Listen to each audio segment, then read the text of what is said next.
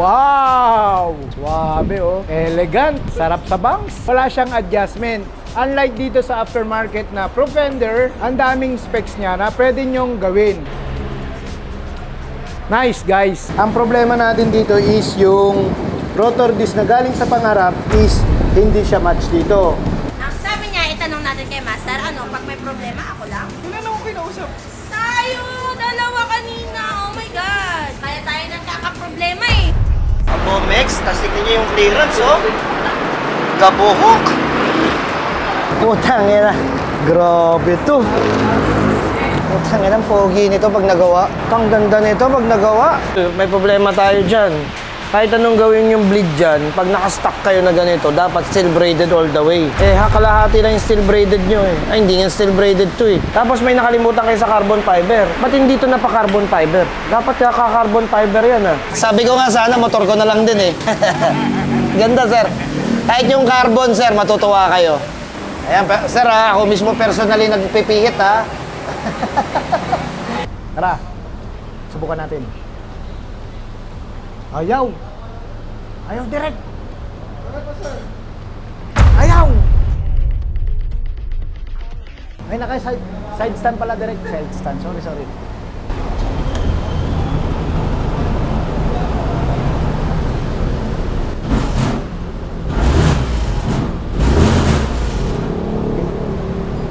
Musok pa.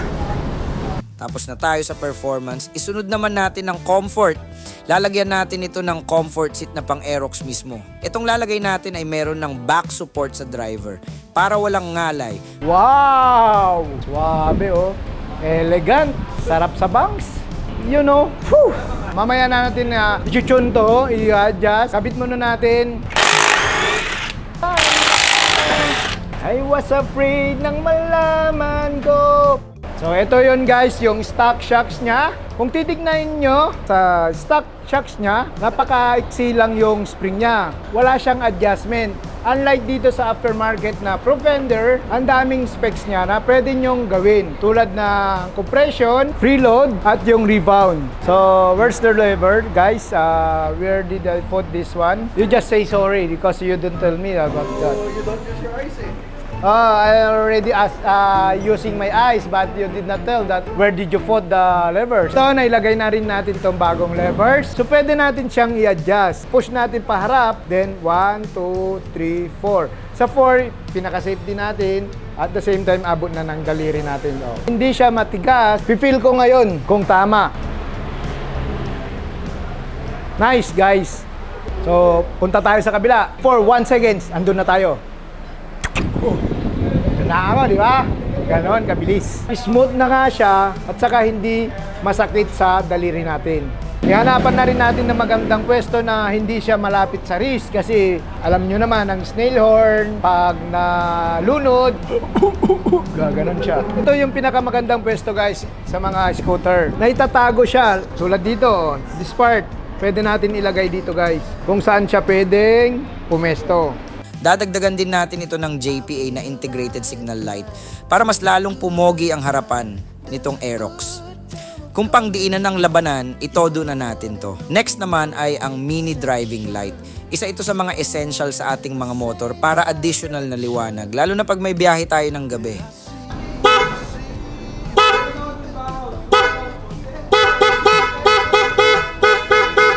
Sunod na natin dito ang TGP windshield na kulay itim.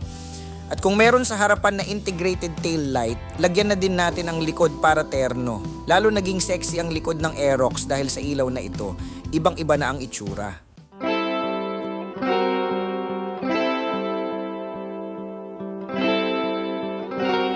Kasi pinagtataka ko guys, stock na gearbox housing ng NMAX is iba design. Unlike dito sa Aerox na gearbox housing na pang brake drum, iba yung tsura.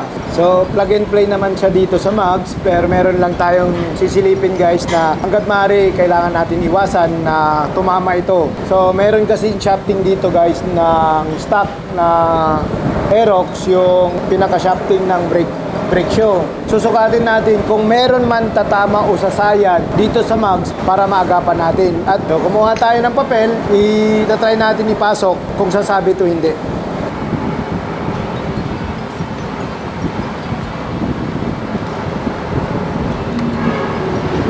Ayan. Ayan. Oh. Pasok siya na hindi natupi yung papel. So, ibig sabihin, safe siya na walang sayad yung shafting doon sa mags.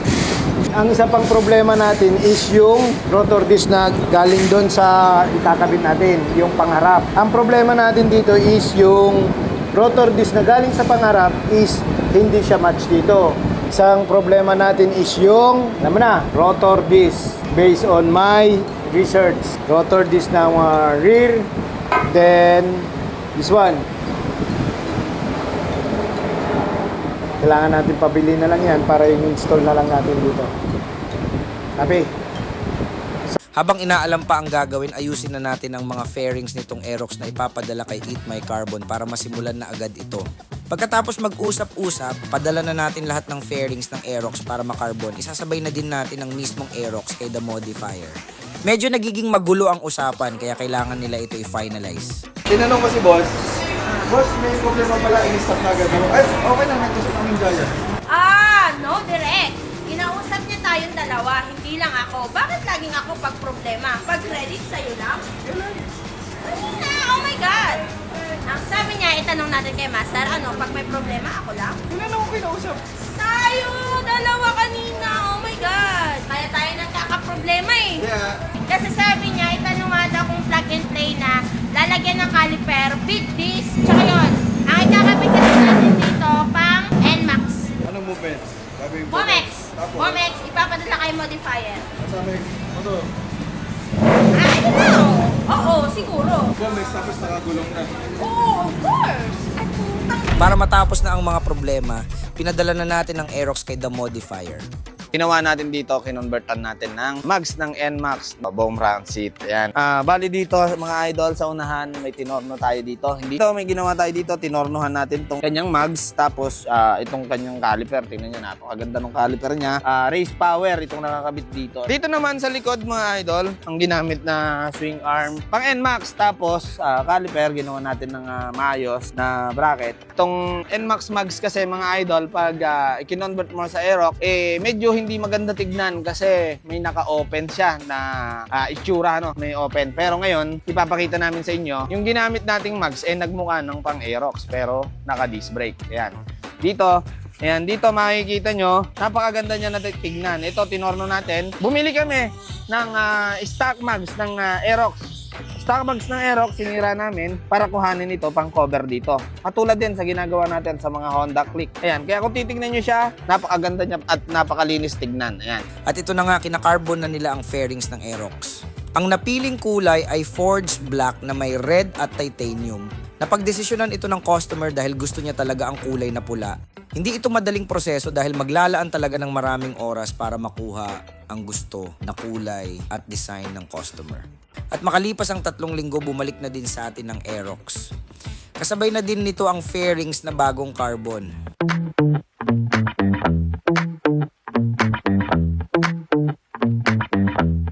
Ang Bomex, tapos tignan niyo yung clearance, oh. Gabuhok. Bawal ang nagbibiro. Gabuhok. Okay, konti na lang kulang natin dito. Konti na. Buksan mo, Jax. Latag natin. Titanium! Putang ina. Grabe to. Wow! Forge. Anong tawag sa ganitong carbon? Titanium. Titanium carbon. Ito yung uso ngayon, di ba? Yan, forge. Pogi, no? Bango. Putang ina, pogi nito pag nagawa. Ang ganda nito pag nagawa. Sakto, nagkasabay-sabay. So dumating na yung motor galing kay Modifier, na ikabit na yung rear disc brake, front disc brake. Dumating na rin yung pinagawa natin kala Eat My Carbon. So kinarbon na rin nila yung mga natitirang fairings. Ayan, no? Halo, tol. Forge, tsaka titanium. Ganda, no? Tapos, ito yung mga bolt. So lahat ng tornilyo papalitan. Lupit, no? Sige, tara. Mamaya, ikabit na natin lahat yan.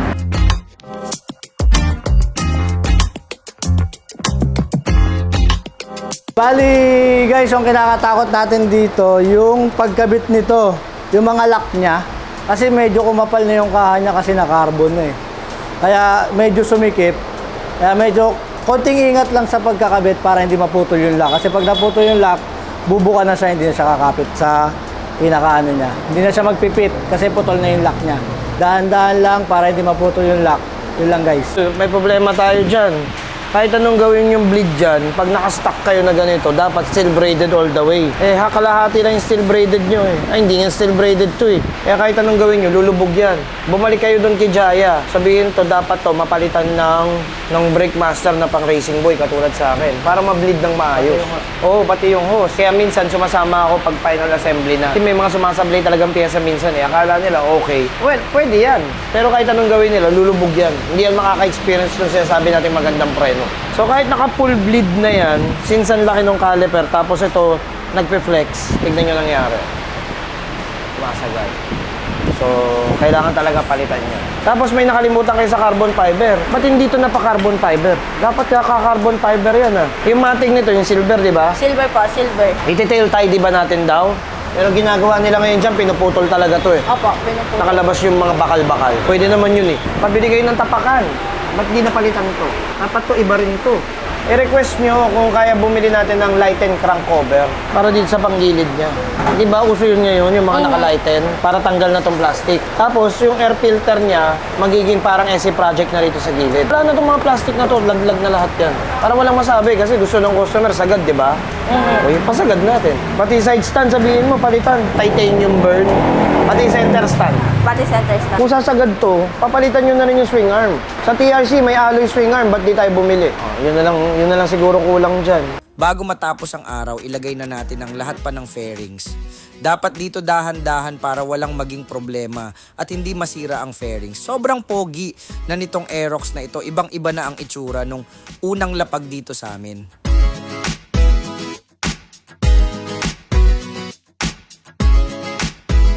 So guys, ito na yung mga idadagdag natin sa Aerox na project natin. So ano pang gagawin natin? Install na natin lahat to. Lit lang. So ito yun guys, CNC swing arm bracket ng Aerox. So ito yun. Yan guys, oh. Kaya maguluhan guys, basic lang naman to. Madali lang naman i-install itong swing arm basta siguraduhin nyo lang na kompleto yung pyesa nung pagdating para walang maging problema.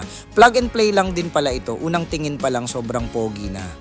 Pinaltan na din natin ang stock na foot peg nito ng aftermarket. Kulay pula ang pinili para tumerno ito sa motor ng customer. Center stand at side stand naman, palitan na din natin yan para kitang-kita ang tindig nito at lumitaw ang kulay nito. Kulay itim pa kasi yung stock na kulay kaya hindi talaga babagay. Sabay na din natin tong foot matting. Ang ilalagay natin ay kulay silver para hindi magmukhang plain ang motor pagdating sa baba na parte. So ito yung guys, ito yung stock ng air filter niya. So magpapalit tayo ng mas malaki ang butas. Titignan nyo, mas malaki na yung butas niya, iba na yung pagkaka-curve niya. Itong air filter na washable. So ilalagay na rin natin dito, hindi na tayo yung gagamit yung pinakamalaki na air filter tulad ng yung stock. So ito na yung pang relief natin sa air filter niya na stock. So lalagyan natin ng ganito guys para at least yung hangin mas mabilis lang siya pumasok. Hindi siya kalat, buong buo papasok. Natanggal na rin natin tong radiator assembly niya. Papalitan natin ng mas malapad. Titignan nyo, lapad niya oh. Ang pinagkaiba nila, mas marami yung capacity ng coolant. So, mas matagal uminit. Papalitan na rin natin yung radiator hose niya ng Samco. Ito. So, ito yun guys. So, dito natin nilalagay itong isa dahil ito yung Ferris. Yan. Ang pinagkaiba naman nito guys is mas matibay sa initan. So, hindi siya basta-basta bumibigay. At the same time, mas malaki yung butas sa loob. Yung inner part niya is mas malaki. Sinukat-sukat muna ito ni Master para malaman kung may mga tatama kasi lumaki ang hose. Nagkaroon tayo ng onting modification kasi tumatama yung hose sa radiator holder. Kaya tinabasan natin ng onti ang radiator holder para walang sagabal sa pwesto nito. Sinigurado din natin na ubos na ang coolant sa loob nito bago lagyan ng panibago. Wala naman na naging problema pagdating sa pag-ayos ng hose after ng modification.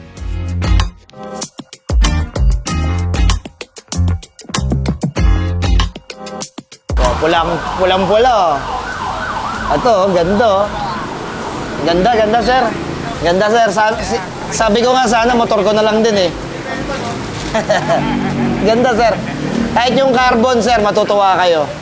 Ayan, sir, ako mismo personally nagpipihit, ha. Ako mismo nagpipihit para sa'yo, ha. Sige, sir. Thank you. Bigay ko lang kay Jaya. No problem. Salamat. So, yun yung customer natin. So, tumawag siya just to check and saktong-sakto. Almost patapos na tayo rito. Siguro mga 85% kasi naikabit na yung swing arm. Makita nyo naman yung mugs natin ay modify na. Naikabit na rin yung caliper. Pogi ng part na to. Andito na yung ram air natin. Ram air. Ito, papalitan na lang din to. Ito yung kulang. Tignan nyo. Ganda. Ano na ang kulang? Ito, no? Lighten. Siyempre, may bearing yan. Ito transformer, oh. Pogi nito dito. Shit. Magsabi sa inyong pogi niyan dito. Sa side mirror, no? Motaro. Ito yung radiator ng race power, oh. Samco hose, nakakabit na. Mating. Ito, alloy ang napili. Silver. Sayang nga, walang red, eh. So, almost finished na. Tutuwa customer dito. Konti na lang. Konting-konti na lang. Pinagkaiba nito sa stock na front shock, ito ay adjustable. Kung gusto mo lambutan, malalambutan mo. Kung gusto mo tigasan, matitigasan mo. Nasa pwersa na ang muka. Hindi yung muka ang nasa pwersa. Ganyan. Uy, nung beer house, oh. Beer house, oh. Holy shit, ganda. Hindi siya mailiko.